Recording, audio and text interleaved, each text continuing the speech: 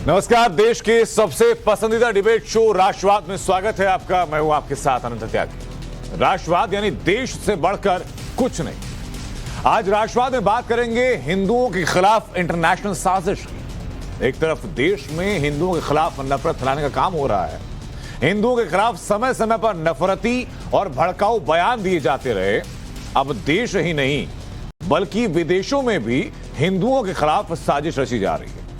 अब हिंदुओं का कट्टर दुश्मन पाकिस्तान ने ब्रिटेन में हिंदुओं के खिलाफ साजिश रची है। पाकिस्तान की हिंदुओं के खिलाफ नफरत वाली साजिश ब्रिटेन के लिसेस्टर शहर में देखने को मिली। कल पाकिस्तानी मुसलमानों ने हिंदुओं को अपना निशाना बनाया। हिंदुओं के धार्मिक स्थल पर लगे भगवा झंडे को उखाड़ा गया। पुलिस के सामने भगवा झंडे उखाड़े गए। हिंदुओं की भावनाओं के साथ सरेआम खिलवाड़ किया गया। तस्वीर में आप देख सकते हैं झंडे को उखाड़ा जा रहा है। शहर में 28 अगस्त को भारत पाकिस्तान के मैच के बाद हुई हिंसा के विरोध में कुछ हिंदू प्रदर्शन कर रहे थे, जिसके बाद मौके पर खास समुदाय के लोग पहुंचे और वहां लगा भगवा झंडा पुलिस के सामने उखाड़ दिया। इतने पर बात रुकी नहीं। बीच सड़क पर दो समुदाय आपस में भिड़ गए। एंटी हिंदू गैंग ने सरेआम मारपीट की। वो भी आपको तस्वीरें दिखा रहे हैं कैसे वहां मारपीट की जा रही। पुलिस की टीम ने वहां बीच बचाव की कोशिश की, लेकिन सही तरीके से सही वक्त पर बीच बचाव नहीं हो पाए।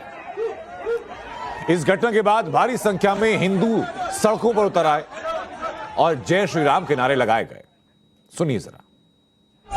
Is it? Yeah, you know, hear what they're saying. Yeah. You know how we say Allah, where basically they've got their own chant.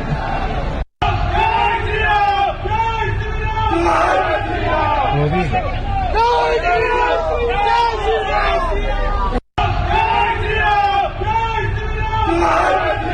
What is that? दरअसल पूरा विवाद 28 अगस्त को भारत और पाकिस्तान के बीच एशिया कप मुकाबले को लेकर शुरू हुआ।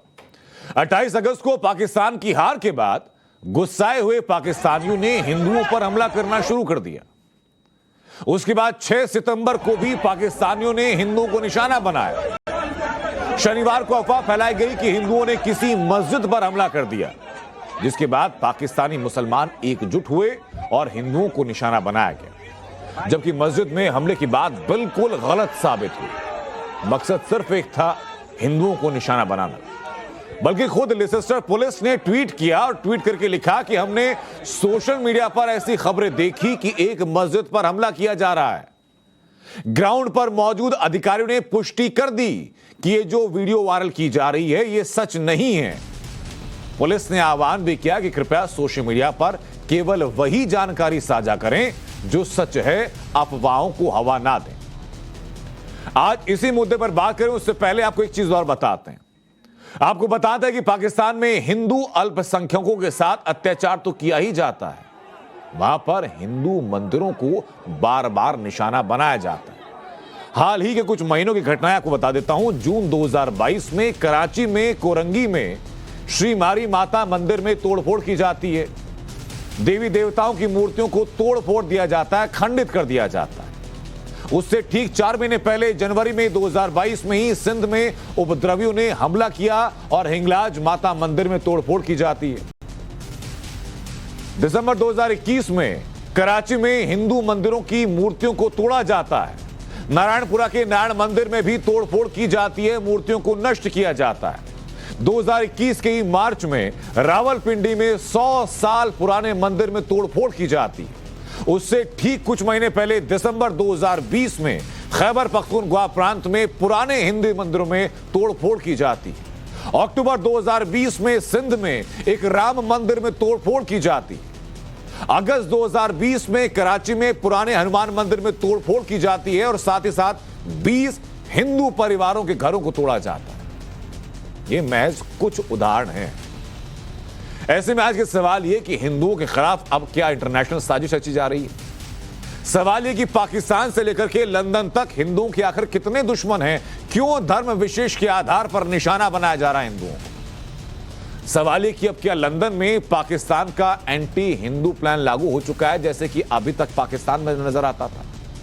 सवाल यह कि देश से लेकर विदेश तक हिंदुओं से इतनी नफरत आखिरकार क्यों की जा रही है और क्यों फैलाई जा रही? इन्हीं सवालों के जवाब तलाशेंगे। जो खास मेहमान हमारे साथ हैं उनका परिचय आपसे कराते हैं। हमारे साथ पवन सिन्हा जुड़ चुके हैं, हिंदू धर्म गुरु हैं। अमजद अयूब मिर्जा हमारे साथ हैं, राजनीतिक विश्लेषक हैं। अग्निजेश अवस्थी हमारे साथ जुड़ चुके हैं, राजनीतिक विश्लेषक हैं। तारिक फतेह हमारे साथ कुछ ही वक्त में होंगे, लेखक हैं। साथ ही साथ हमारे साथ माजिद हैदरी हैं, राजनीतिक विश्लेषक हैं। वकार भाटी हमारे साथ हैं, राजनीतिक विश्लेषक हैं। और मौलाना साजिद रशीदी भी कुछ ही वक्त में हमारे साथ जुड़ने वाले हैं। बहुत बहुत स्वागत आप सभी लोगों का। सबसे पहले शुरुआत में करना चाहूंगा अहमद अयूब मिर्जा, क्या आप ये मानते हैं कि हिंदुओं को एक धर्म विशेष का होने के नाते विश्व भर में अलग अलग जगह निशाना बनाया जा रहा है, एक नियति के तहत, एक रणनीति के तहत? जी बिल्कुल ऐसा ही हो रहा है। और इसमें देखें, मस्जिदों का बड़ा रोल है। हर मस्जिद जो है यूरोप की, including Britain and America and Australia, हर वेस्टर्न मॉस्क के अंदर मौलवी हिंदुस्तान के ऊपर गजवा हिंद की बात करता है, हिंदू धर्म से नफरत सिखाता है, हिंदुओं को मुसलमानों का दुश्मन करार देता है। और ये सारा जो है एक नई जो पीढ़ी पैदा हुई है, बल्कि 2 पीढ़ियां इसमें यूरोप में, उनको ब्रेन वॉश किया गया है इस चीज के बारे में, और उसको लिंक किया जाता है एक फर्जी और तस्वराती जुल्म के साथ कि भाई कश्मीर में भारत बड़ा जुल्म कर रहा है, और फिर उसको इस्लाम के रंग दे के तो ये एक नई मानसिकता पैदा की गई है। और ये पहला वाकया नहीं है यूरोप में जो हुआ है, इससे पहले भी ऐसे वाकयात हुए हैं जहां पे मुसलमानों ने हिंदुओं के ऊपर हमला किया है। और अब ये जो वाकया 28 और अयूब साहब आप भी कह रहे हैं कि जो तकरीरें पढ़ाई जाती हैं, जो ज्ञान दिया जाता है कि भाई गजवाए हिंद हिंदुस्तान में लागू करना है, हिंदू इस्लाम के दुश्मन है, ये सब मस्जिदों के अंदर होता है? जी बिल्कुल, मस्जिदों के अंदर होता है और हर वक्त होता है। और सिर्फ ये नमाज के टाइम पे नहीं होता या जुम्मे के टाइम पे नहीं होता, बल्कि ये इवनिंग सेशंस होते हैं जिसमें लोगों को बुलाया जाता है, नौजवानों को बुलाया जाता है, और वहां उनको ऐसे जमीन पे, कालीन पे, कारपेट पे बैठते हैं जो एक दायरे में, और इमाम साहब वहां उनको बताते हैं झूठी कहानियां कि मोहम्मद बिन कासिम ऐसा था और ये ऐसा था और वो ऐसा था। देखिए, बात ये है कि आपको आखिरी में ये इस सेगमेंट की बात करता हूं कि आप ये देखें कि यूरोप में, खासतौर पर ब्रिटेन को ही ले लें जहां फसाद हुआ है, यहाँ पे टैक्सी चलाने वाले सारे पाकिस्तानी हैं, लोअर जॉब्स करने वाले सारे पाकिस्तानी हैं। और इनको कभी भी मौलवियों ने नहीं कहा कि तुम यूनिवर्सिटी जाओ या तुम तालीम हासिल करो या कुछ करो। दूसरे तरफ आप देखें कि भारत के जितने लोग यूके में हैं, सब आईटी स्पेशलिस्ट हैं, सब सीईओज हैं बड़ी बड़ी ऑर्गेनाइजेशंस के। और ठीक है अयूब साहब, मैं वापस हटूं, वकार भट्टी आपका जवाब देना चाह रहे हैं, लेकिन वकार भट्टी आपके पास में आऊं उससे पहले अग्निजेश अवस्थी मुझे बताइए जरा कि सर, अब तक तो ये खाली एलिगेशन था कि भाई हिंदुओं को अगर कोई निशाना बना रहा है तो वो धर्म विशेष के लोग हैं जो एक स्ट्रेटेजिक तरीके से विश्व के अलग अलग हिस्सों में निशाने पर ले रहे हैं हिंदुओं को। लेकिन अयूब मिर्जा तो कह रहे हैं कि भाई इनका जो केंद्र है वो मस्जिद है। अब बताइए ना जी, बड़ी साफ सी बात है। आप ये बताइए कि जब हम ये कहते थे कि कश्मीर में इसी कारण से बाहर निकाला गया धर्म के आधार पर, तो वो राजनीतिक बेरोजगारी है जी, राजनीतिक कारण है जी, ये सारे कारण है। अब वहाँ लंदन में क्या हुआ, ये वकार भट्टी हंस रहे हैं यहाँ बैठ करके, उनको बड़ा अच्छा लग रहा होगा कि कितना मज़ा आ रहा है उनको। लेकिन एक बात बड़ी साफ सी है, मैं अभी भी ये कहता हूँ कि हिंदुस्तान के मुसलमानों में इस तरीके का, जो गाँव में रहने वाले हैं, जो पड़ोसी हैं, उनमें शायद ऐसा भाव नहीं है। बिल्कुल। लेकिन आज मैं उन लोगों से पूछना चाहता हूं कि ये जो पाकिस्तान और हिंदुस्तान के मैच के बाद जिस तरीके की हरकतें हुई हैं जी, जो लोग ये कहते हैं कि हिंदुस्तान में कश्मीर पर, मुसलमानों पर बहुत हो रहा है, वकार भट्टी साहब, माजिद हैदरी साहब, ये लोग और आप जैसे तमाम लोग, ये चीन के उइगर मुसलमानों के बारे में आज तक एक शब्द क्यों नहीं निकलता उनके मुंह से? क्यों नहीं निकलता? क्या वो मुसलमान नहीं है क्या? वहां पर इस्लाम के धर्मावलंबी नहीं है, उनको टोपी नहीं पहन सकते, गाड़ी नहीं रख सकते। अरे जी 10 सेकंड और लूंगा। बात बड़ी साफ सी है, इस समस्या को पहचानना होगा। जिस तरीके से पिछले कुछ महीनों में भारतवर्ष में भी जिस तरीके से निशाना बनाया गया है, जब तक माजिद हैदरी और वकार भट्टी जैसे लोग, यानी कि तमाम व्यापक रूप से जो मुस्लिम समुदाय है वो जब तक इसकी बिना किसी इफ एंड बट के निंदा नहीं करेगा, इसके खिलाफ सामने नहीं आएगा, तब तक ये समस्या कुछ छुपाने वाली बातें नहीं रखनी होगी। मुझे बताइए वकार भट्टी, ये तो कहा जाता कि भाई 90 के दशक में अलग अलग धार्मिक संस्थानों से आवाज आती थी कश्मीर के अंदर कि भाई हिंदुओं को रहने नहीं देना है। अब वही बात है, अयूब मिर्जा बता रहे कि भाई यहां भाई मस्जिदों के अंदर ये डिक्लेरेशन होता है कि हिंदू इस्लाम के दुश्मन है और उसी का नतीजा ये है जो हो रहा है आज। जी, पहली बात ये कौन मिर्जा है, कहाँ से आए हैं, मुझे नहीं पता। मैंने थोड़ा सा देखा है, कभी सुना है कोई स्लीपर सेल है कहीं का, किसी जगह का, तो ऐसे लोगों को मैं सीरियस नहीं लेता हूं। वकार भट्टी देखिए, पर्सनल एलिगेशन सर कोई मेहमान दूसरे पर ना लगाए तो बेहतर होगा। आप तर्क के साथ अपनी बात को चाहे जितनी मजबूती से कहिए, पर्सनल एलिगेशन नहीं। अब आप आजाद कश्मीर के तड़ीपारों को लेके आएंगे और हम इनके जवाब देंगे, हम इतना टाइम हमारे पास नहीं है। हाँ। अब सुनिए, कौन सा आजाद कश्मीर, कौन सा गुलाम कश्मीर, जरा बताइए, डिफाइन कीजिए। अब उस पर जिसको आजाद कश्मीर लोग कहते हैं, आप इंडिया पीओके कहता है, मेरा कश्मीर। अरे मैं तो वकार भट्टी से बात कर रहा हूँ ना सर इस वक्त पर। वकार भट्टी कह रहे हैं आजाद कश्मीर, गुलाम कश्मीर, बताओ ना जरा। भारतवर्ष का कश्मीर है ये तुम्हारा हमारा नहीं है, किसी का है, किसी एक का नहीं है ये। सुनिए, पाकिस्तान कहता है उसको आजाद कश्मीर, इंडिया कहता है उसको लेके अभिनव गुप्ता। अब पूरी बात करने दीजिए। नहीं, ये गलत बात आपको बोलने नहीं दूंगा मैं आपको। क्या मतलब? मेरा कश्मीर है, हमारा कश्मीर है, कहिए। मेरा कश्मीर है जनाब, मेरी आवाम का कश्मीर होता है, आवाम का कश्मीर है। पहले सुनिए, अब पूरी बात सुन लीजिए ना, आगे जाने दीजिए ना जनाब, आगे जाने दीजिए ना। चलो वकार भट्टी इस बात को मान रहे हैं कि कश्मीर हिंदुस्तान का है, इस बात से इत्तेफाक रखते हुए कि कश्मीर हिंदुस्तान का है, वकार भट्टी अपनी बात आप आगे बढ़ाइए। सुनिए, अभी मैं बताना चाहता हूं कि जो पहली बात तो आरएसएस को मैं मुबारकबाद देना चाहता हूं कि भगवा झंडे वाले भगवा ब्रिगेड ब्रिटेन में पहुंच गई। इसकी बहुत बड़ी मुबारकबाद है कि भगवा झंडा ब्रिटेन में भी लहराया है। ये छोटी बात नहीं है, बहुत बड़ी बात है ये भी। अब वहां क्या हुआ है पाकिस्तानियों के बीच और हिंदुस्तानियों के बीच, वो तो वहां का कानून बता सकता है। वहां का कानून है, इंप्लीमेंट होगा दोनों के ऊपर, जैसे भी है, जिसने भी जो भी ज्यादती की होगी उसके ऊपर कार्रवाई होनी चाहिए। मैं ये कहना चाहता हूँ। वकार भट्टी एक बात मैं संशोधित कर देता हूं, उसके बाद अपनी बात आप पूरी कीजिएगा सर बिना किसी इंटरप्शन के। वहां की पुलिस ने साफ किया गया कि झूठ फैलाए गए थे दो तरीके के। पहला ये कि हिंदू लड़कों ने मुस्लिम लड़कियों के साथ कोई बदतमीजी की, और दूसरा झूठ ये कि मस्जिद को अटैक किया गया। जी, ये दोनों झूठ फैलाए गए। उसके बाद अल्लाह अकबर जैसे नारा लगाते हुए पहले जो भगवा झंडा लगा हुआ था मंदिर के ऊपर उसको तोड़ा गया, फिर हिंदू के ऊपर अटैक किया गया। ये स्थिति है वहां की। जी, जहां तक सर मैं भी सोशल मीडिया पे रहता हूं, आप भी रहते होंगे, पूरा देश पूरी दुनिया सोशल मीडिया पे आज रहती है। जहां तक मुझे ये देखा है कि मैंने हमेशा बाहर की कंट्री में देखा, अरब कंट्री में देखा, या अफ्रीका, अमेरिका, यूरोप की कंट्री में देखा है, तो जितने भी भारत के लोग हैं, पहली बात ना, जो भारत के कुछ लोगों में बुद्धि नहीं है, जो आरएसएस को फॉलो करते हैं, जो बीजेपी को फॉलो करते हैं, वहां भी जाके अपना रूल इस्तेमाल करने की कोशिश करते हैं। कभी भगवा झंडा लहरा लेते हैं, कभी गालियां देते हैं लोगों को, तो फिर वहां मार पड़ती है, तो फिर रोते हैं, नहीं हमें मार दिया है। अब दूसरी तरफ मैं आता हूँ, एक तरफ कश्मीर में आप तमाम और अच्छा वकार भट्टी मुझे ये बताइए, और इस पे चाहूंगा पवन सिन्हा भी जवाब दें। बताइए सर कि वहां भगवा झंडा लगा देना मंदिर के ऊपर तो बददिमागी है, और अल्लाह अकबर के नारे लगा करके वो झंडा तोड़ देना, लोगों को धर्म के नाम पर मार देना, वो बहुत बहादुरी है। नहीं कह रहे, बहुत अच्छा। जहां तक मैंने सुना, सुनिए, जहां तक मैंने सुना है कि भगवा झंडा जाके जहां तक मैंने सुनने का सवाल नहीं है, जो सच है वो बोलो। जहां तक मैंने सुना है का सवाल नहीं है, तुम्हारा सच नहीं है, सच मैं बताऊंगा तुमको फिर मैं। अच्छा, सच तो ये भी यार कि अब कश्मीर के तमाम उलमा हज़रात को जेल में डाल रहे हो, जाति और जुल्म और जुल्म पे जुल्म किए जा रहे हो, बच्चे स्कूलों में पढ़ने जा रहे हैं। सच तो ये भी है कि वहां पर सिनेमा हॉल भी खुल रहे हैं। सच तो ये है कि कश्मीर जिस तरीके से आगे जेलों में बंद करके वो आपको अंगूठा दिखा रहा है। सारे एक्टिविस्ट जर्नलिस्ट को जेलों में बंद करके खा जाते थे। जो वकार भट्टी पहले अपनी बात पूरी कर ले, बात सुनने के बाद उसको काउंटर करना चाहेंगे तो बता। इन्होंने भी बात की है ना, कश्मीर के कश्मीर तक सीमित नहीं रहेंगे सब लोग सर। सुनिए ना जनाब, सुनता लीजिए ना, आप कहाँ बीच में टोकते रहते हो, अब सुनता लीजिए ना। अभी जी आपने बोला सर किसी और के बीच में नहीं बोलने दिया मैंने। वकार भट्टी अपनी बात पूरी कर ले, उसके बाद चलूंगा पवन सिन्हा जी की बात। वकार भट्टी संक्षेप में अपनी बात बता दीजिए। आप कुछ भी रूल्स कर सकते हो। अच्छा ठीक है वकार भट्टी, मुझे संक्षेप में बता दो यार, ये बात मुझे बता दीजिए आप कि अगर वहां पर कोई अपने धर्म को मानते हुए मंदिर के ऊपर सनातन का प्रतीक भगवा झंडा लगा देता है तो वो आपको बददिमागी नजर आ रही है। एक दूसरा समुदाय अपने धार्मिक नारे लगाते हुए ना सिर्फ वो झंडा तोड़ता है, बल्कि उस धर्म को लोग जो फॉलो कर रहे हैं, जो हिंदू वहां पर मौजूद हैं, उनके साथ मारपीट कर रहा है, वो आपको बहादुरी नजर आ रही है।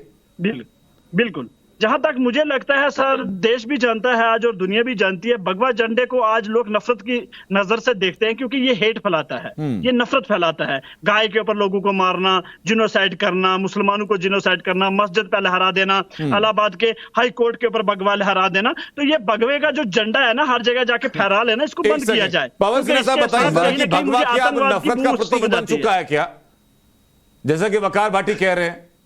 देखिए मैं आपको एक बहुत खास बात बता रहा हूँ। बहुत एस्टीम्ड पैनल यहाँ बैठा हुआ है जो जेनोसाइड की ये बात करते हैं। आज तक कोई प्रूफ नहीं है इनके पास कि कोई जेनोसाइड हुआ है। भाटी साहब को तो शायद जेनोसाइड का अर्थ भी नहीं पता होगा, इनको उसका मतलब भी नहीं पता होगा। दूसरी चीज मैं ये कहना चाहता हूँ, एक ग्लोबल मुहिम चली थी हिंदुत्व के खिलाफ, पूरी दुनिया में हिंदुत्व को कैसे खत्म करना है, और ये 3 साल की तैयारी के बाद 10 सितंबर 2021 को उन्होंने कॉन्फ्रेंस बाकायदा की है जिसमें ग्लोबल हिंदुत्व एजेंडा को डिस्कस किया गया है। और उन्होंने वहां पर वो सारे लोगों ने, जितने भी लोग वहां पर पधारे थे, उन्होंने ये कहा है कि किस तरीके से हिंदुत्व को पूरी दुनिया से खत्म किया जाए। ये एक बहुत बड़ी, और इसका नाम था डिसमेंटलिंग ग्लोबल हिंदुत्व कॉन्फ्रेंस। ये देखिए इस कॉन्फ्रेंस का नाम था। भाटी साहब पहले उन लोगों को ऊपर फिक्र कसें आप, पहले उन लोगों को भेजें आप जो इस तरीके की बातें करते हैं। सनातन का झंडा आज भी पूरी दुनिया में लहराता है, शौक के साथ लहराता है, ज़ौक़ के साथ लहराता है। सनातन का झंडा कोई हल्के से नहीं लिया जाता जैसे आप कह रहे हैं। पाकिस्तान को देखिएगा, जब आजादी हुई थी 24% हिंदू थे, आज 1% हिंदू है। मेरा सवाल तो सर ये है कि जिस झंडे को वकार भाटी नफरत का प्रतीक बता रहे हैं, तोड़ा तो उसी झंडे को गया ना सर। उसी झंडे को जो लोग लगा रहे थे उन्हीं लोगों के साथ मारपीट की गई। बिल्कुल, तो फिर नफरत का प्रतीक क्या हुआ? वो झंडा हुआ है, वो नारे हुए थे, वो लोग लगा रहे थे वहां पर। नैरेटिव क्रिएट किया है, जबकि दुनिया में सबसे ज्यादा शांत कौम, सब कुछ सहने के बाद भी जिस कौम ने कभी प्रतिकार नहीं किया, प्रतिशोध नहीं किया, उस कौम को ये कहते हैं कि ये आतंकवादी कौम है। और वो कौम यदि भगवा झंडा जो हमारे सन्यासियों का वस्त्र होता है, उस झंडे को ये कहते हैं कि ये नफरत का प्रतीक है, तो फिर हरा क्या है? फिर तो ये पूछा जाएगा हरा क्या है, फिर चांद क्या है, तारा क्या है? फिर तो ये भी पूछा जाएगा 24% से 1% कैसे रहेगा पाकिस्तान में हिंदू? फिर तो ये भी पूछा जाएगा कि आप जगह जगह हिंदुओं के खिलाफ नफरत की आगे क्यों करते हैं? मैं वापस आपके पास, मुझे माजिद हैदरी जरा बताइए कि नफरत का प्रतीक क्या है? नफरत का प्रतीक वो है जो मंदिर के ऊपर एक भगवा झंडा लगा करके अपनी आस्था का पालन कर रहे हैं। ये नफरत का प्रतीक वो है जो एक भीड़ अल्लाह अकबर के नारे लगाते हुए न सिर्फ झंडा तोड़ती है, बल्कि वहां रहने वाले और वहां हिंदू धर्म का पालन करने वाले लोगों के साथ मारपीट करती है। नफरत का प्रतीक क्या है? भाई सबसे पहले तो अभी एक माननीय पैनलिस्ट ने कहा कि भगवा कैसा है और हरा कैसे है। भाई ये जब दोनों भगवा और हरा मिलते हैं तो हमारा तिरंगा बनता है। तो ना भगवा से नफरत रखिए ना हरे से नफरत। लेकिन मैं यहाँ पे कुछ इंपॉर्टेंट चीज आपके सामने बताना चाहता हूँ जो अभी तक कोई पैनलिस्ट बता नहीं। भाई अगर हमारा पाकिस्तान के साथ, पाकिस्तान हमारी पीठ में बार बार छुरा घूमता है, तो पाकिस्तान के साथ सबसे क्यों खेला जो कि कहती है कि हमारा 56 इंच का सीन, पहली चीज। दूसरी चीज, अगर ये मेरे हिंदुस्तानी भाई लंदन में वहां पे अपना प्रदर्शन कर रहे थे, शांतिपूर्वक प्रदर्शन कर रहे थे, तो ये जय हिंद क्यों नहीं बोल रहे थे, जय श्री राम क्यों बोल रहे थे? और ये तिरंगा लेकर प्रदर्शन क्यों नहीं कर रहे थे, भगवा झंडा लेकर प्रदर्शन कर? तो इस सबसे ये बात साबित होती है कि वहां पे जय श्री राम का नारा लगाना अपराध हो गया क्या? नहीं हो रहे थे वहां पे। जो लोग इस्लाम को फॉलो कर रहे हैं उनके लिए जय श्री राम का नारा लगाना अपराध हो गया क्या? अगर कोई हिंदुस्तानी या कोई अगर हिंदू धर्म का मानने वाला कहीं जय श्री राम का नारा लगाएगा तो आप पीटेंगे उसको क्या? देखिए आप बात सुनिए, हिंदू में और हिंदुत्व में बहुत फर्क है। मैं तो कहता हूँ लंदन की सरकार को हर धार्मिक दंगे वाले के सामने बुलडोजर चला देनी चाहिए। किंग चार्ल्स बने, वो बुलडोजर लेके निकले। और जो भी कोई वहां धार्मिक दंगे की कोशिश कर रहे हैं ना भाई, उनके खिलाफ बुलडोजर बाबा का काम हुआ। क्योंकि धार्मिक दंगा कैसे होगा? अरे भाई वापस उसी बात पर पहले आइए। आपने कहा कि वहां पर जय श्री राम के नारे लगा दिए तो वहां हिंसा हो गई, ये जायज है? वहां पर चलेगा। मतलब माजिद हैदरी के सामने कोई जय श्री राम बोलते तो माजिद हैदरी उसके साथ मारपीट करेंगे? मारपीट नहीं है तो धार्मिक दंगे की बात थी। ये हाँ। कौन से राष्ट्रवाद की बात कर रहे थे? कहाँ जय हिंद बोल रहे थे? हिंदुस्तान जिंदाबाद बोल रहे थे। आपके पास भी आ रहा हूं मैं। माजिद हैदरी, अवस्थी वहां पर मंदिर पर से भगवा झंडा हटाया गया था। भारत के तिरंगे की बात नहीं थी, जो भारत माता की जय और वंदे मातरम जो आप नारा लगाने से मना करते हैं, वहां पर मंदिर पे से भगवा झंडा हटाया गया था, इसलिए जय श्री राम के नारे ही लग रहे थे वहां पर। आपको समझ में आ रही है? जो आप कह रहे थे ना कि कोई और किसी पैनलिस्ट को नहीं मालूम, वो मैं बता रहा हूं आपको। अब आपको समझ में आई बात थोड़ी सी? कैसे समझ आएगी? और जहां तक नफरत की बात है ना, जहां तक नफरत की बात है, जहां तक नफरत की बात है, अब आप मंदिर पर से झंडा कैसे उठा के लेंगे?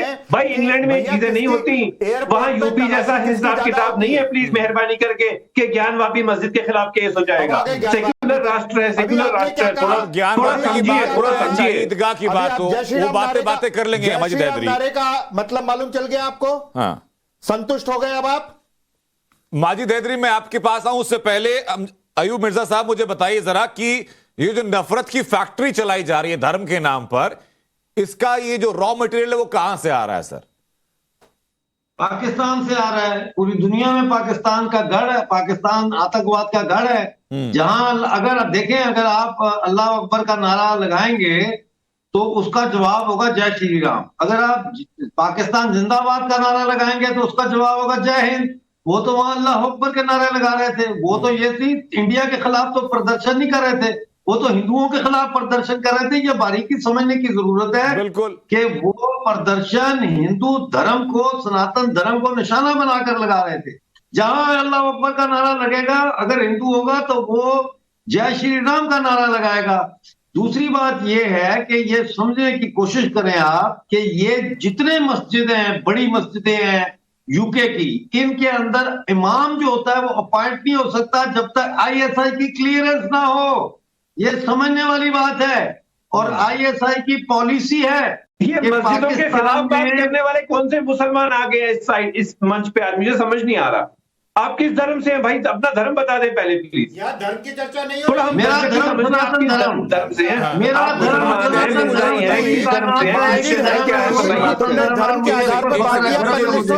आगे बात करें, जरा दोनों बात कर लें पहले। माजिद हैदरी, पहली बात तो ये कि आप किस धर्म से आते हैं, या वकार भट्टी किस धर्म से आते हैं, बाकी तीन पैनलिस्ट किस धर्म से आते हैं, उसके आधार पर नहीं बुलाया गया सर।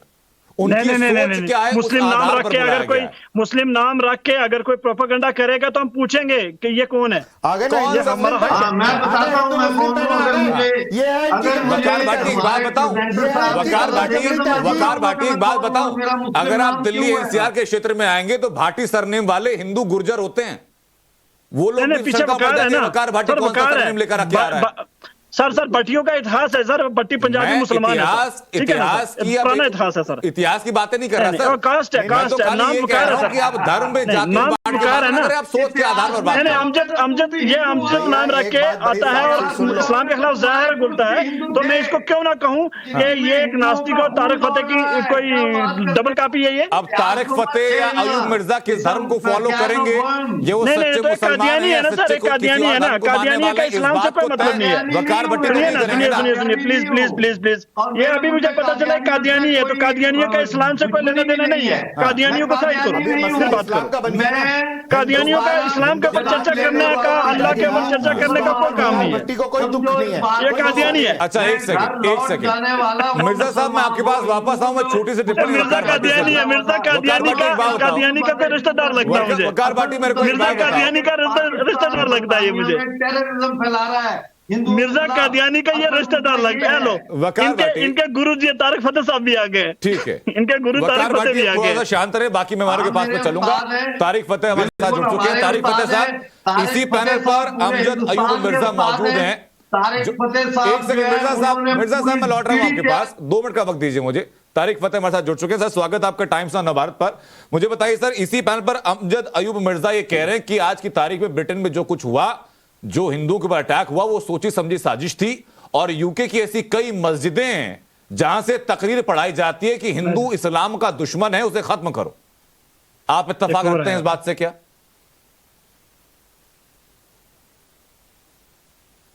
सुनाई नहीं दे रहा, उनको आवाज नहीं अभी गई। तारिक फतेह साहब, आवाज आ रही है आप तक?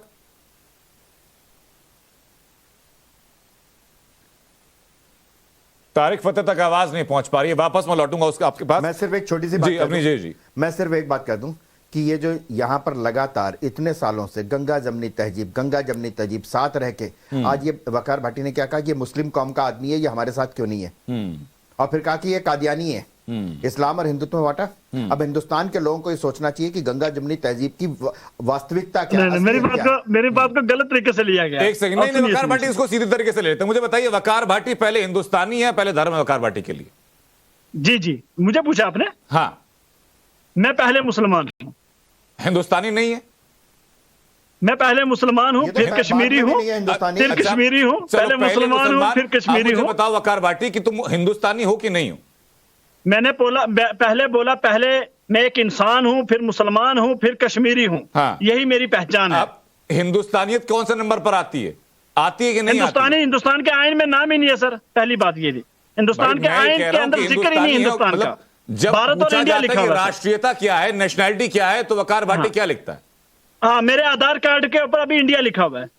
तो उससे वाकिफ है, उससे सहमत है कि नहीं? इंडिया लिखा हुआ है पासपोर्ट के ऊपर। कोई दिक्कत है?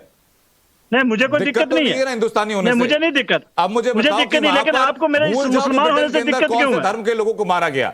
अब ये बताओ कि वहां पर हिंदुस्तानियों को मारा गया पाकिस्तानियों के द्वारा, तो किस तरह वकार भाटी खड़ा हो? पाकिस्तानी मारे या कोई भी मारे, इंसान अगर कोई किसी बेगुनाह इंसान को मारता है तो मैं उसकी मजम्मत करता हूँ। अगर किसी बेगुनाह इंसान को कोई मारेगा, चाहे वो किसी भी मुल्क का कोई भी हो, मैं उसकी मजम्मत करता हूँ। वकार भाटी फिलॉसफी नहीं, मुझे खाली ये बताओ कि हिंदुस्तानी को मारा गया पाकिस्तानी के द्वारा, तो वकार भाटी किस तरफ खड़ा होगा? नहीं, मैं ये कह रहा हूं कि अगर कोई दरिंदा कोई भी किसी भी मुल्क का हो, अगर वो कुछ भी करता है तो मैं उसकी मदद करूंगा। आंसर नहीं चाहिए ना वकार भाटी। सच मुद्दे पर आप कहां पर हैं? सच बोल दो, इस मुद्दे में कहां हो? अच्छा, मान लो अगर हिंदुस्तानी बलात्कारी हो, मैं मानने की बात नहीं कर रहा, थप्पड़ मारेगा, मैं बलात्कारी के साथ थोड़ा खड़ा करूंगा। वकार भाटी के बारे में भी क्या कह सकते हैं, लेकिन वो तथ्य पर आएंगे। वही सवाल लेकर के माजिद हैदरी में आपके पास आ जाता हूं सर। वकार भाटी ने तो साफ कर दिया कि सबसे पहले वो मुसलमान है, फिर कश्मीरी है, बाद में कहीं जगह बची तो हिंदुस्तानी है। माजिद हैदरी क्या मानकर चल रहे हैं कि एक पाकिस्तानी अगर हिंदुस्तानी को मारता है धर्म के आधार पर, तो वकार भाटी किस तरफ खड़ा होगा? माजिद हैदरी किस तरफ खड़ा होगा? जी, सबसे पहले तो मैं इंसाफ की तरफ और अपनी देश की तरफ खड़ा होगा, लेकिन यहाँ पर देश की बात ही नहीं थी, यहाँ राष्ट्रवाद की बात ही नहीं थी। ये तो एक वहां पे धर्म के नाम पे एक वो बम फटा रहे थे हवा में कि भाई हम लोग ऐसे यहाँ पे नारे देने हैं। भाई धर्म का इनने तिरंगा क्यों नहीं उठाया? पहले मुझे तो मेरे तो इन पे आग बगोला हूं कि इनने तिरंगा हाथ में क्यों नहीं उठाया? क्या ये समझ रहे वहां पे कोई यूपी की सरकार चल रही है कि तिरंगा तिरंगे के बदले वहां भगवा झंडा लेके चले गए? मैं तो इसकी निंदा करता हूं, प्रोटेस्ट की। इनने हिंदुस्तान जिंदाबाद क्यों नहीं कहा? मंदिर पर अटैक हुआ था, वहां से मंदिर की जो ध्वजा होती है, जो कि भगवा रंग की ही होती है, उसको हटाया गया था। देखिए भाई, हमारे पर सीएए का हमला हुआ था, हमारे भाई जब निकले ना तिरंगा लेके निकले, शाहीन बाग में तिरंगा होता था, भगवा झंडा और हरा झंडा नहीं होता था। जब देश की धर्म की बात हो हम तिरंगा उठाएंगे, कोई भगवा झंडा बीच में नहीं आएगा। इसलिए मैं तो निंदा करता हूँ इस प्रोटेस्ट की। इस प्रोटेस्ट ने मेरे देश को अपमानित किया है, भारत देश को अपमानित किया है। ये धर्म के नाम पे प्रोटेस्ट था, ये देश का प्रोटेस्ट नहीं था। मैं इस प्रोटेस्ट के साथ नहीं हूं। मेरा छोटा सा एक सेकंड, मैं माजिद हैदरी वकार भाटी दोनों के पास आ रहा हूं। पवन सिन्हा साहब मुझे बताइए क्रोनोलॉजी क्या है? साल 2020 से लेकर 22 तक के महज इन 24 महीनों के मैंने कम से कम 12 से 13 वाक्य में लगातार इसको स्क्रीन पर चला रहा हूं, जहां पाकिस्तान में हिंदू धर्म के प्रतीकों को, हिंदू मंदिरों को और हिंदू लोगों के घरों को निशाना बनाया गया, सिर्फ इसलिए क्योंकि वो धर्म से हिंदू हैं। वही चीज हम लोगों ने देखी थी बांग्लादेश में, जहां एक इस्कॉन मंदिर पर अटैक किया गया था, सिर्फ इसलिए क्योंकि वो हिंदू धर्म का। मैं पहले पवन जी से सवाल करूंगा, फिर आगे पवन जी करेंगे। पहले पवन से ना बोल, लोगों की ये इस लड़कियों को उठा के लेके चले जाते हैं, और आज 1.6% छोड़ा है, और उस पर भी ये बार बार कह रहे हैं कि जब या तो कन्वर्ट हो, नहीं तो तुम्हें जीने नहीं देंगे, तुम काफिर हो तो तुम्हें या तो कन्वर्ट होना पड़ेगा या तो फिर मरना पड़ेगा। तो पाकिस्तान में जब ये ऐसी बातें हो रही हैं, तो फिर अगर भारत में हम ऐसी कोई बात करते हैं उनके खिलाफ, तो भाटी साहब जैसे लोगों को बड़ी परेशानी इसमें होने लगती है। और वो देखिए कितने संकोच के साथ, मुझे वकार भाटी साहब कि आप कितने संकोच के साथ ये बार बार बात कह रहे थे कि मैं हिंदुस्तानी या इंडिया ये सब क्यों नहीं पहली बार में आपने कह दिया। पवन सेना साहब, मैं आपसे सवाल पूछूंगा और पूरे भारत से सवाल पूछूंगा, लेकिन आपने खुद क्यों उस बात को नहीं कहा।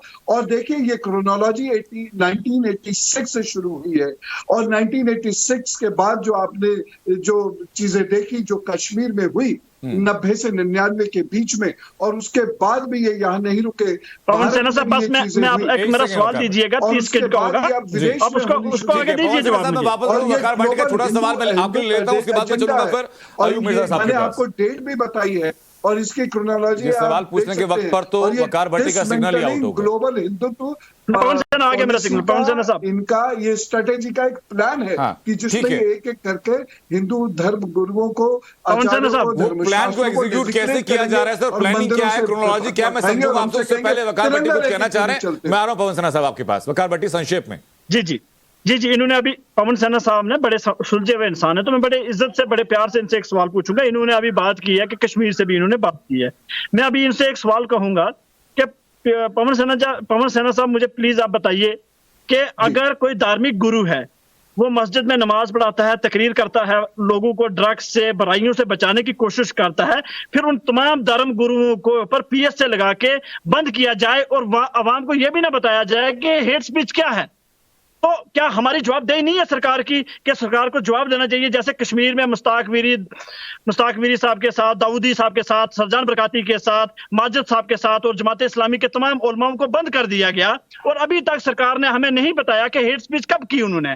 बस इस मसले पे बस धार्मिक गुरु है, उनको बंद किया जा रहा है, रोज उठाया जा रहा है, लेकिन जवाबदेही कोई नहीं है। इसी पैटर्न पर वकार भाटी यही तो सवाल में लेकर आया था आपके पास, गुरुओं को उठाया जा रहा है। मैं पैटर्न भी तो यही लेकर आया था वकार भाटी आपके पास में। सवाल तो मैं आपसे यही पूछ रहा था कि भाई लंदन, वहां पर ब्रिटेन में जाकर के अगर धर्म के नाम पर लोगों को प्रताड़ित किया जा रहा है, वहां पर धर्म के नाम पर लोगों पर हमला किया जा रहा है, तो वकार भट्टी किस तरफ खड़े हैं? वकार भट्टी ने स्टैंड साफ नहीं किया अपना। आतंक फैलाने वाले जमात इस्लामी, हमसे ज्यादा जमात इस्लामी को कौन जानता है? जमात इस्लामी वो है वकार भट्टी जबान पर लगाम लगाना पड़ेगा। देखिए जबान पर लगाम करना पड़ेगा। किसी और की बात से आपत्ति आपको है तो तमीज के दायरे में रिप्लाई कर दीजिए, तमीज के दायरे में वकार भट्टी रिप्लाई कर दीजिए। इजाजत होगी, बदतमीजी की इजाजत नहीं, लेना देना नहीं है। वो कैसे वकार भट्टी बदतमीजी की इजाजत नहीं है। कैसे बोल रही है? लेना देना है या नहीं है मैं तय करूंगा कि इस शो में कौन मेहमान आएगा कौन नहीं आएगा, ये वकार भट्टी तय नहीं करेंगे। अगर वकार भट्टी को बुलाया गया तो उनकी काबिलियत को देख करके बुलाया गया। पब्लिसिटी के लिए आ जाते हैं, बकवास करने के लिए 2 रुपए के इंसान। वकार भट्टी ये मेरी आखिरी वार्निंग है, वकार भट्टी ये मेरी आखिरी वार्निंग है कि शो के दौरान बदतमीजी नहीं। अगर आपको रहना है शो के अंदर तमीज के दायरे में रहना होगा। आपका मतभेद हो सकता है, किसी से आप अपनी बात कीजिए। आतंकवादी कहना बदतमीजी नहीं है। एक सेकंड वकार भट्टी जरा सीधी बात कीजिए मुझसे। ये फाइनल वार्निंग है सर, और ये बात सबके दायरे, इस बात के दायरे में हर कोई आता है जो शो का हिस्सा बनता है कि आपको तमीज के दायरे में रहना पड़ेगा। ये मजबूरी है आपको अपनी बात रखने के लिए। अगर तहजीब के दायरे से बाहर निकलेंगे तो बहुत मुझे कोई दुख नहीं होगा पैनल से किसी भी व्यक्ति को बाहर करने के लिए। लेकिन कोई धर्म के ऊपर गालियां देगा तो मैं बर्दाश्त नहीं करूंगा ना। कौन से धर्म के ऊपर गालियां दी? अब अहमद अयूब मिर्जा ने मेरी जानकारी में अभी तक पिछले 1-2 मिनट के आतंकवादी बोला। काम मैं करता हूं, अहमद अयूब मिर्जा अपनी बात दोबारा दोहराएंगे और मैं वर्ड टू वर्ड वकार भाटी आपसे आपकी आपत्ति जान लूंगा। अहमद अयूब मिर्जा अपनी बात आप जरा दोहराइए एक बार। देखिए, मैं बड़ा खुश हूं कि जमात इस्लामी के सो कॉल्ड उल्मा, जो कि मेरे नजदीक फितना फैलाने वाले लोग हैं, इनको जेलों में बंद किया जाए।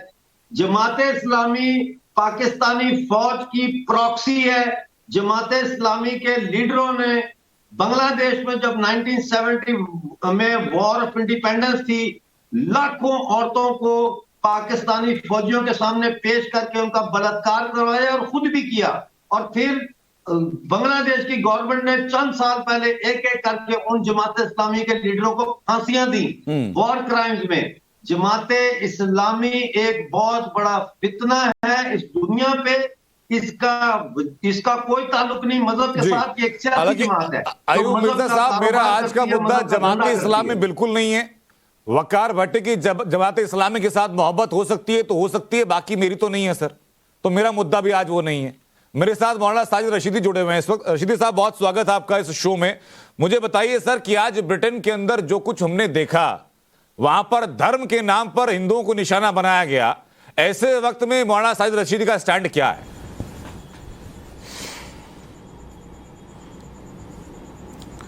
भाई देखिए, एक चीज़ याद रखिए, धर्म के नाम पर कहीं भी निशाना बनाया जाए उसको कोई भी आदमी अच्छा समझ ही नहीं सकता। ये ब्रिटेन नहीं, पूरी दुनिया में किसी भी जगह अगर धर्म के नाम पर किसी को निशाना बनाया जाएगा जी, उसको अच्छा समझा ही नहीं जा सकता। क्योंकि मैं जहाँ तक इस्लाम को मैं बताता हूँ और समझता हूँ, इस्लाम ये है कि हम किसी भी धर्म को बुरा नहीं कहना चाहिए, किसी धर्म को गाली नहीं देना चाहिए, किसी धर्म के मानने वाले को बुरा भला नहीं कहना चाहिए। मारना तो बहुत दूर की बात है, तो हम गाली देने के लिए अलाउ नहीं है इस्लाम की तरफ से। वहां पर एक तो ये सब जो अल्लाहू अकबर जैसे बेहतर नारे लगाते हुए, सुंदर नारे लगाते हुए लोगों के ऊपर मारपीट करने लगता है, ये कौन सा इस्लाम हुआ सर? ये उस टाइप का इस्लाम है जिस टाइप का यहाँ हिंदुस्तान में आपने देखा होगा, जय श्री राम के नारे लगाकर मॉब लिंचिंग हुई है। ये उसी टाइप का इस्लाम है जिस टाइप का यहाँ हिंदू लोग करते हैं। तो साजिद रशीदी तो ये गलत है इस चीज से, मैं ना यहाँ उसको अच्छा मानता ना वहाँ उसको अच्छा मानता। अच्छा, क्या कंफर्टेबल है? आपने तुलना कर दी ना सर दोनों चीजों की, तो मैं आपसे पूछा था कि क्या साजिद रशीदी कंफर्टेबल है सिचुएशन के साथ में? नहीं, तुलना मैंने की है, मैं तो कंफर्ट हूं। हाँ। मैं इसलिए कंफर्ट हूं क्योंकि मेरी जमीन है और इस जमीन को मैंने अपने दिल से चुना है, किसी की मजबूरी में नहीं चुना है। तो मैं तो कंफर्ट हूं हिंदुस्तान में। मैं हिंदुस्तान में, ना तो मैं ये कहता कि मैं हिंदुस्तान में मुझे बुरा लगता है, हिंदुस्तान रहने की जगह नहीं है, हिंदुस्तान में बहुत कुछ जो हो रहा है उसकी निंदा करूंगा जी। लेकिन ये कहना कि साहब हिंदुस्तान रहने की जगह नहीं है, वैसा मेरे मन में कुछ भी नहीं है। मैं हिंदुस्तान को प्यार करता हूं, इसी में पैदा हुआ, इसी में मरूंगा जी, यही मेरी आखिरी इच्छा है। ठीक है सर, मैं वापस लौटूं चर्चा पे। इसी बीच आपका एक बयान है जो एक बार फिर कंट्रोवर्सी में आ गया है, वो दर्शकों के सामने कर देता हूं, क्योंकि देश में ये लोग कह रहे हैं कि मुसलमानों को भड़काने का काम लगातार जारी है। मदरसे का सर्वे हो, ज्ञानवापी विवाद की बात हो, जो तथाकथित मुसलमान ठेकेदार बन गए इस्लाम के, उनका कहना यह है कि किसी भी तरीके से देश में नफरती माहौल बनाया जाए, एक खास समुदाय को, मुसलमानों को भड़काया जाए। रशीदी साहब, आपने जो मदरसों के सर्वे पर एक बयान दिया था, उसके बाद एक और बयान आपका है जिसमें आपने कहा कि इस पर कोर्ट पर भरोसा नहीं है और मुसलमानों को सड़कों पर उतर जाना चाहिए। इस बारे में कोई सफाई देना चाहेंगे आप? बिल्कुल सफाई देना चाहूंगा। मैंने, देखिए, सड़कों पर उतरना, धरने प्रदर्शन करना, ये मेरा संवैधानिक अधिकार है। मैंने ये तो अपील नहीं की कि गाड़ियां जलाओ, रेल रोको, बाजार में आग लगाओ, किसी की संपत्ति को फूको, ऐसा तो मैंने कोई अपील नहीं किया। ये तो मेरा संवैधानिक अधिकार है। संवैधानिक अधिकार की लोग व्याख्या की बात करें, उससे पहले जो आपका बयान था ना, वो किसान बिल के खिलाफ सुनवा देता हूं आप ही की ज़बानी, फिर वापस लौट जाता हूं चर्चा पर। यकीन नहीं है क्योंकि मैं बाबरी मस्जिद देख चुका हूं। जिसको यकीन है वो जाए कोर्ट, और जा रहे हैं बहुत लोग, लेकिन होना यही है जो बाबरी मस्जिद के मामले में मुझे यकीन नहीं है। इसका भी एक ही रास्ता है कि लोग सड़कों पर आएं, लोग सड़कों पर आकर हुकूमत के सामने अपनी बात रखें। हुकूमत जैसे गैर मुस्लिमों की है, हिंदुओं की है, हुकूमत ऐसी हमारी भी है, और ये संविधानिक तरीका है। मैं ये नहीं कहता कि देश में तोड़ फोड़ हो, देश में जो है देश का नुकसान हो, देश की संपत्ति को जलाया जाए या रोड बंद, ऐसा नहीं कह रहा हूँ। मैं ये कह रहा हूँ कि सड़कों पर आकर अपना रोष जताया जाए, बताया जाए कि मुसलमान कब तक इस जुल्म को बर्दाश्त करेगा जो सरकार हमारे साथ कर रही है। रशीदी साहब, ये सुन लिया आपकी बात हमने, अब जरा बता दी इस मामले में। पहला सवाल तो मेरा यह है कि आपने सरकार को इस्लामी और गैर इस्लामी के लोगों के लिए कैसे बांट दिया? दूसरी बात यह कि जब मामला कोर्ट के अंदर है तो फिर क्या जरूरत है किसी भी धर्म के लोगों को सड़क पर उतरने की? दोनों जवाब सुन लीजिए जी। मैंने ये कहा है कि जितनी सरकार हिंदुओं की है इतनी सरकार मुसलमानों की है। ठीक बात। मैंने इसको बांटा नहीं है, नंबर एक। दूसरे मैंने ये कहा है कि सड़कों पर उतरकर अपना रोष जताया जाए, और ये संवैधानिक तरीका है। मैंने उसमें यह भी साफ किया है कि मेरा कहना यह नहीं है कि रेल रोको, गाड़ियों में आग लगाओ, आतंकवाद मचाओ। मेरा कहना बिल्कुल ये नहीं है। सरकार के सामने रोष जताने का एक तरीका यह भी है कि सड़कों पर आकर, जैसे जंतर मंतर कोई जगह है या दूसरी जगह पर जहां भी रामलीला मैदान है, इकट्ठे हो और अपना रोष जताएं। कौन उसको मना कर सकता है हमें भाई? तो रशीदी साहब, मैं तो खाली सवाल ये पूछ रहा हूं कि अगर जिस मामले से किसी दो समुदाय के लोगों को आपत्ति है, वो कोर्ट में पहुंच गया, तो साजिद रशीदी ये संदेश क्यों दे रहे कि भाई मुझे कोर्ट पर भरोसा नहीं? अगर आप ये संदेश दे रहे हैं कि कोर्ट पर भरोसा नहीं, तो आपके जो फॉलोअर्स सड़कों पर आएंगे ना, वो भी इसी मानसिकता के साथ आएंगे कि कोर्ट पर हमें भी भरोसा नहीं है। भाई साहब आप देखिए, मैंने बाबरी मस्जिद को देखा है। बाबरी मस्जिद की लड़ाई इतनी लंबी लड़ी, कोर्ट से पहले उन जालिमों ने बाबरी मस्जिद को तोड़ दिया।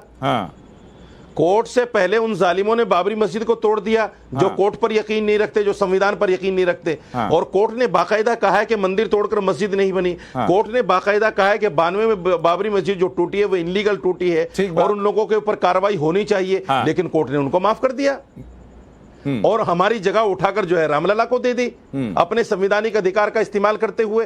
तो मैंने जब बाबरी मस्जिद को देखा है, मैं कैसे कह सकता हूं यकीन के साथ कि ज्ञान वापी में फैसला मेरे हक में आएगा? मुझे तो नहीं लगता मेरे हक में आएगा। बिल्कुल नहीं आएगा। फिर भी बाबरी मस्जिद की तरह जाएगा मामला? बिल्कुल नहीं कहा जा सकता। और इसमें क्या बुरा है? इसमें क्या बुरा कह दिया? देश के अंदर जो इंसाफ की मूर्ति देखते हैं ना सर, आप अदालत के अंदर खड़ी हुई, उसकी आंखों में पट्टी बंदी होती है।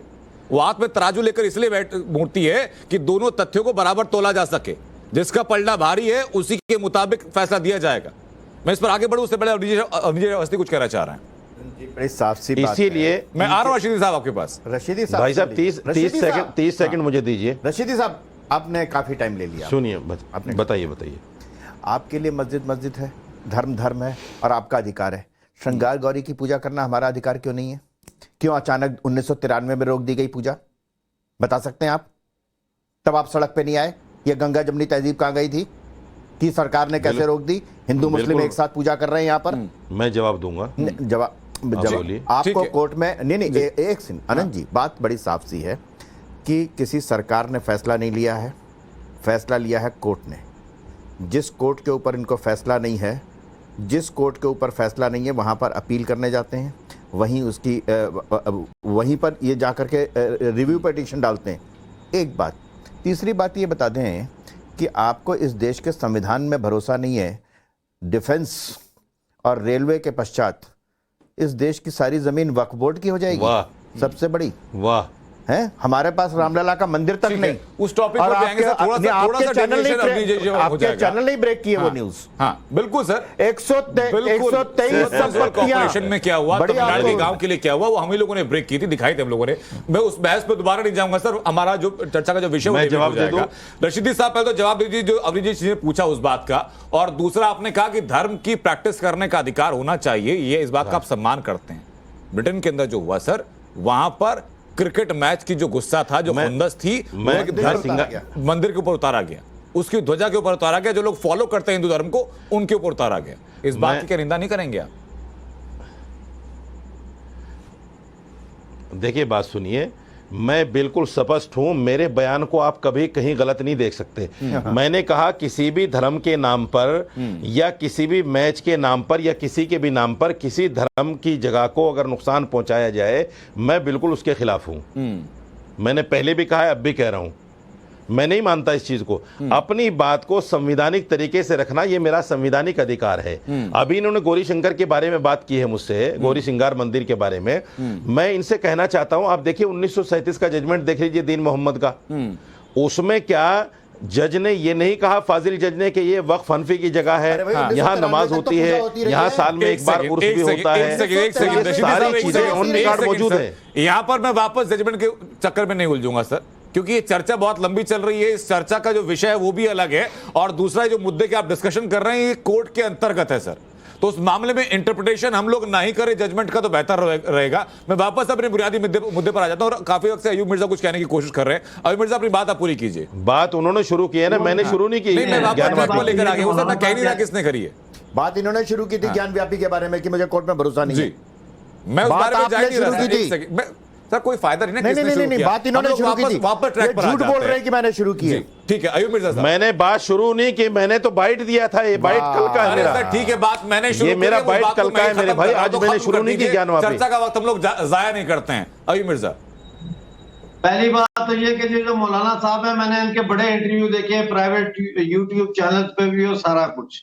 तो ये हमेशा कहते हैं कि हिंदुस्तान मुसलमानों का भी उतना ही है जितना हिंदुओं का है, और हिंदुओं का भी उतना ही है जितना मुसलमानों का है, और बड़े सटल तरीके से ये कम्युनलिज्म को जिंदा रख रहे हैं अपनी गुफ्तगू में। हम बड़ी तालियां बजाते हैं कि क्या बात है मौलाना साहब की, इन्होंने तो बड़ी बात कर दी। बात ये है कि यहाँ तो मुसलमान हिंदू की इनको बात नहीं करनी चाहिए, इनको तो ये कहना चाहिए कि हिंदुस्तान जो है वो हर हिंदुस्तानी का हिंदुस्तान है, मुसलमान और हिंदू का लफ्ज बीच में क्यों ले आते हैं। दूसरा सवाल इनसे मेरा ये है कि जनाबे वाला आप क्यों आप गोलमोल बात क्यों करते हैं कि मैं किसी मजहब के भी मजहबी मंदिर मस्जिद तोड़ने की जो है वो निंदा करता हूं, और आप ये क्यों नहीं कहते कि जो लेस्टर में हुआ, जो मुसलमानों ने किया, जो उन्होंने हमले किए हिंदुओं की दुकानों पर वहां जाके, वो एक कम्युनल राइट। मेरे पास चर्चा में वक्त बहुत कम है सर, 15 सेकंड के अंदर अगर हाँ या ना में साजिद रशीदी साहब आप जवाब दे सके।